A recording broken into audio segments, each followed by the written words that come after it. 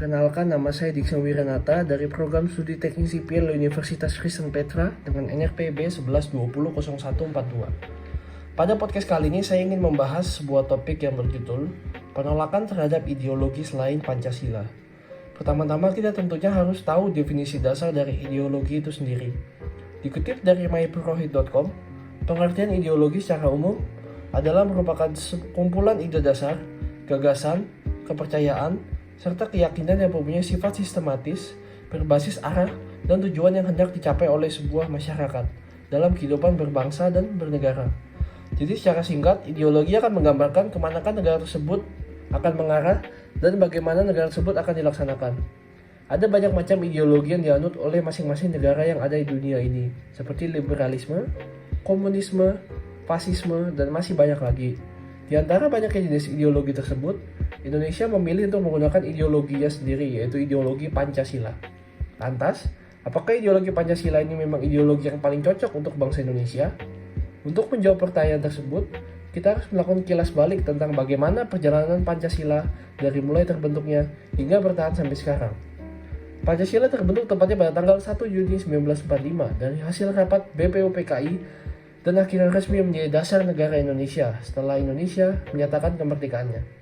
Pada tahun tersebut, perang yang sudah lama berkecamuk yang dikenal dengan Perang Dunia Kedua akhirnya berakhir.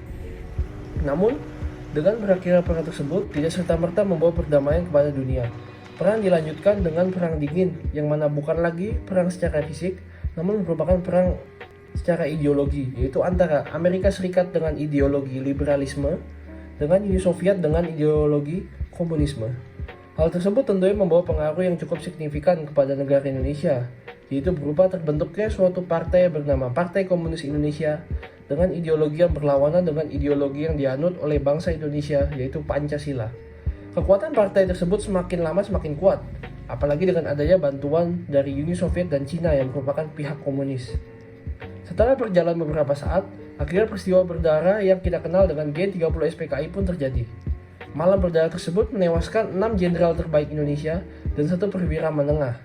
Setelah peristiwa tersebut terjadi, akhirnya ideologi komunisme benar-benar ditumpas dari Indonesia. Dari peristiwa tersebut, dapat kita simpulkan bahwa komunisme merupakan ideologi yang sangat tidak cocok dengan bangsa Indonesia.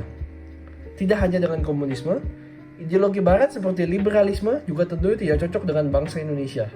Kebebasan yang ditawarkan oleh liberalisme serta tidak melibatkannya agama dalam jalannya negara tentunya tidak sejalan dengan apa yang dianut oleh bangsa kita selama ini, yang tentunya dalam sila pertama Pancasila sudah tergambar jelas bahwa negara kita merupakan negara yang mengakui Tuhan Yang Maha Esa.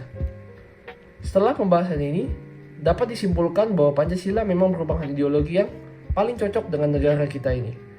Hal tersebut juga dilandasi oleh beberapa poin seperti Indonesia merupakan negara yang mengakui Tuhan Yang Maha Esa, dan seperti yang kita tahu bahwa Pancasila sangat menekankan hal tersebut. Tentunya dalam sila pertama, yaitu ketuhanan Yang Maha Esa. Lalu yang kedua, Indonesia merupakan negara dengan budaya gotong royong dan saling membantu, yang mana tentunya tidak cocok dan tidak sejalan dengan ideologi liberalisme yang menekankan individualisme dan kompetisi. Dan yang terakhir, Indonesia merupakan negara multikultural dengan budaya yang berbeda dari setiap daerahnya, yang mana harus dipersatukan sebagaimana tertuang dalam sila ketiga Pancasila. Oleh karena semua itu, Pancasila adalah ideologi yang paling cocok, dan kita sebagai warga negara Indonesia berkewajiban untuk menjaga keutuhan Pancasila agar bangsa ini menjadi bangsa yang lebih baik ke depannya. Sekian dari saya. Apabila ada kesalahan kata, saya mohon maaf. Akhir kata saya ucapkan terima kasih.